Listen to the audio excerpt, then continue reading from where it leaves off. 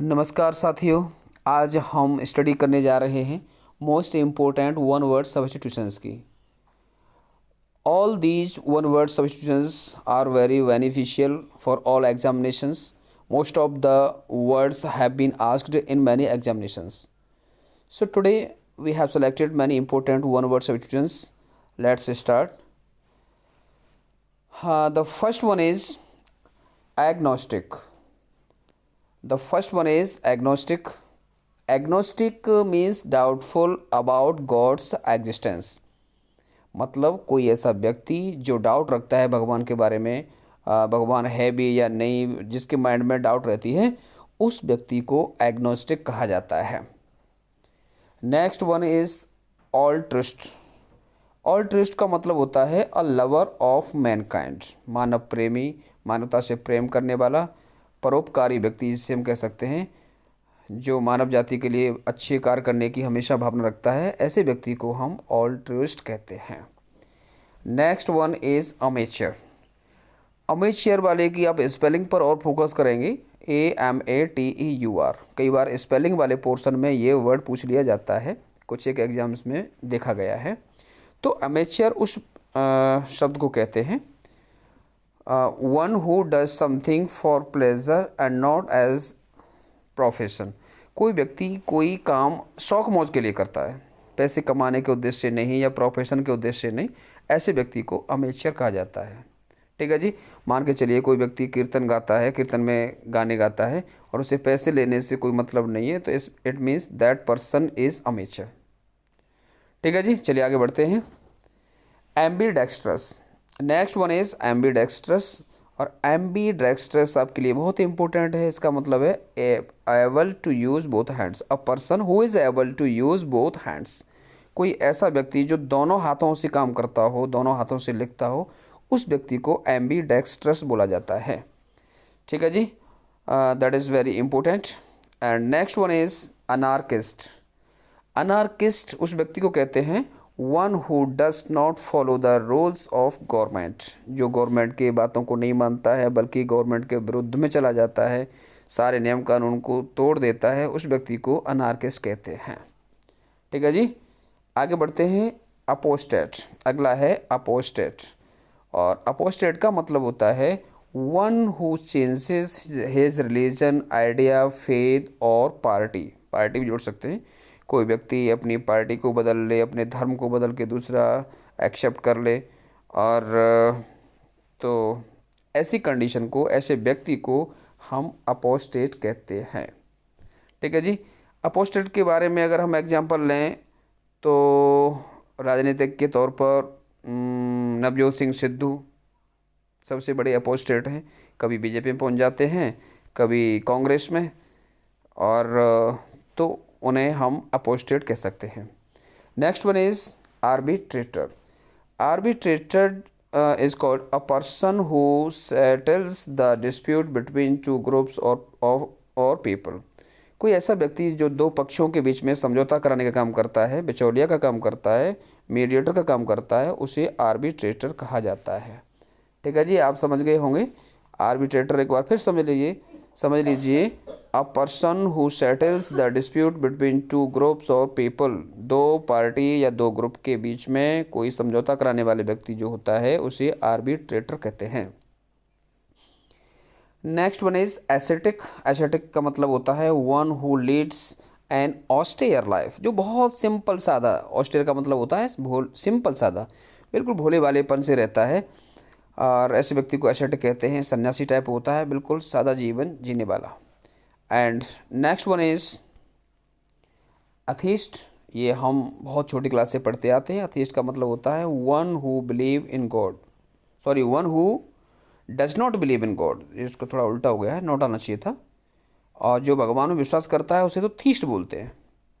Atheist का मतलब होता है one who does not believe in God. यहाँ डज नॉट मेंशन करेंगे, तो अथीस्ट उस व्यक्ति को कहते हैं, और जो भगवान में विश्वास करता है उसे थीस्ट कहते हैं। चलिए आगे बढ़ते हैं। Abdication. Next one is abdication. Abdication का मतलब है परित्याग करना, गिविंग अप थ्रोन. अपनी मर्जी से कोई सिंहासन को छोड़ देता है उसका, और कहता है नहीं साहब मैं नहीं संभालूंगा, अब कोई और राजा बनाइए, तो उस कंडीशन को हम एब्डिकेशन कहते हैं। एब्डिकेशन, परित्याग करना। Next one is amphibian. Amphibian का मतलब होता है animals that live both on land and water. ऐसे एनिमल्स जो ज़मीन पर भी रहते हैं, पृथ्वी पर, और पानी में भी रहते हैं, उन्हें एम्फीबियन कहते हैं। बहुत सिंपल है, आपने साइंस में पढ़ा होगा। And next one is अलेगरी।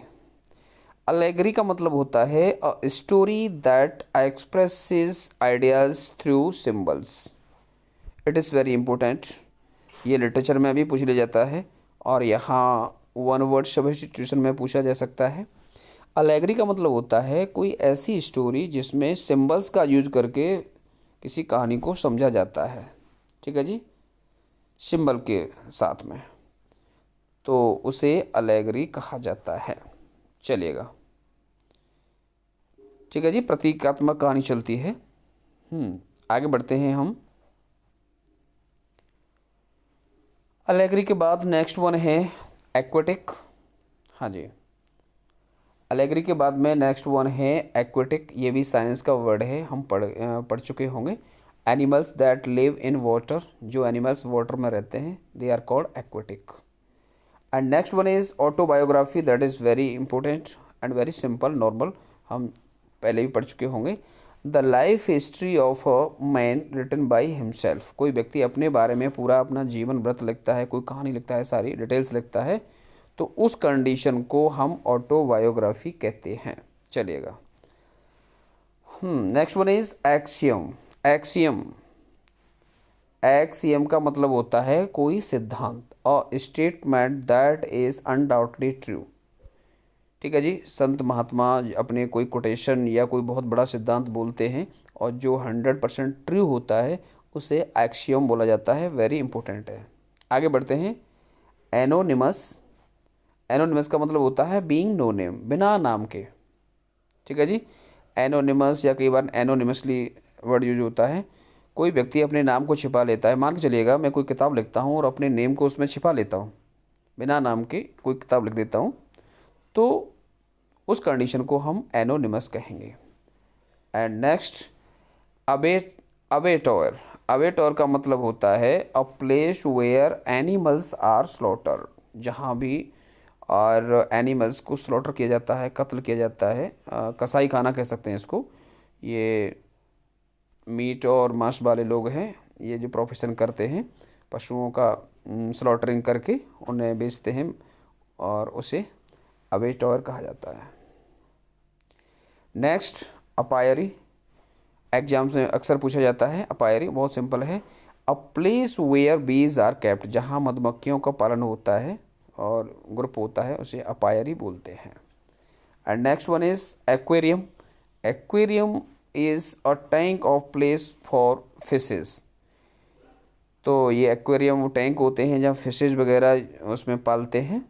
आप किसी अच्छी हॉस्पिटल में या किसी अच्छी बिल्डिंग में आप जाएंगे तो वहाँ आपको एक्वेरियम देखने को मिल जाएगा। वहाँ छोटी छोटी रंग बिरंगी मछलियाँ होती हैं और ये ग्लास का बना हुआ एक एक्वेरियम होता है, उसमें होती हैं।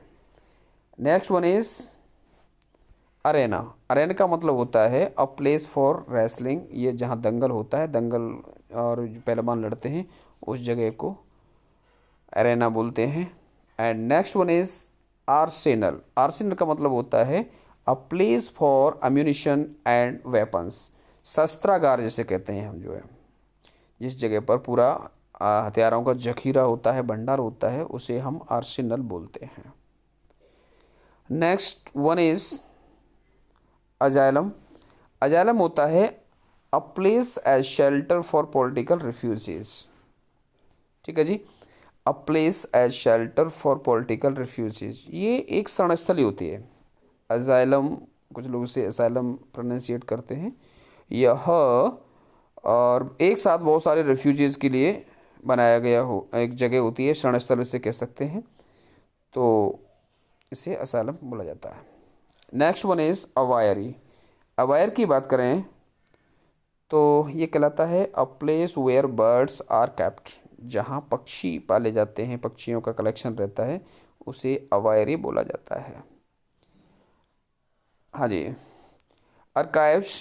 और आर्काइव्स होता है अ प्लेस वेयर गवर्नमेंट्स और हिस्टोरिकल रिकॉर्ड्स आर केप्ट, जहाँ भी ये कोई राजनीतिक कागजात या गवर्नमेंट के कागजात या कोई भी और राष्ट्र लेवल पर ये रिकॉर्ड रखा जाता है उसे बोला जाता है।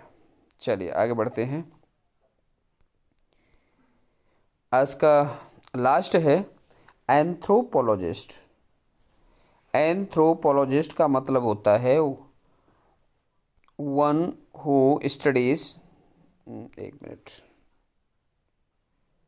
One who studies about the aspects of humanity.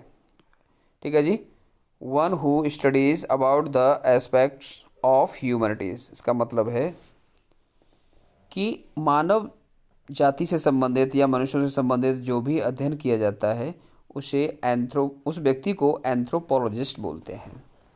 Science के रूप में या अब्स्ट्रैक्ट नाउन के रूप में हम कहेंगे तो एंथ्रोपोलॉजी कहलाता है।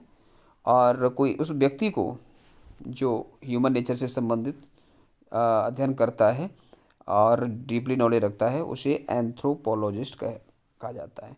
तो आज हमने ये 25 वन वर्ड सब्स्टिट्यूशंस पढ़े जो काफ़ी हमारे लिए इम्पोर्टेंट हैं, और अगले वीडियो में इस तरह से 25 या 30 हम फिर लेके आएंगे और धीरे धीरे इस तरह से पढ़ते रहेंगे। तो वीडियो को लाइक और शेयर कीजिए, सब्सक्राइब कर लीजिए ताकि आपको वोकेबलरी के सारे पार्ट्स धीरे धीरे मिलते रहेंगे।